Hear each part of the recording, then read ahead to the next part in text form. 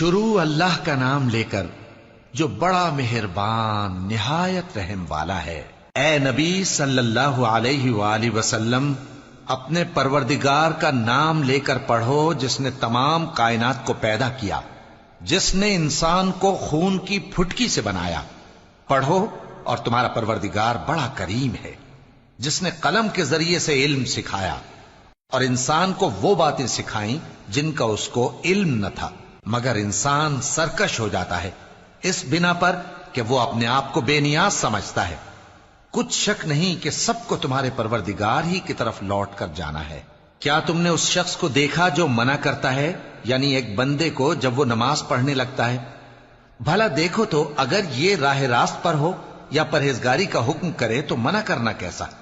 تو اس کا انجام کیا ہوگا؟ ذرا دیکھو تو اگر اس نے دین حق کو جھٹلایا اور اس سے منہ موڑا، کیا اس کو معلوم نہیں کہ اللہ دیکھ رہا ہے؟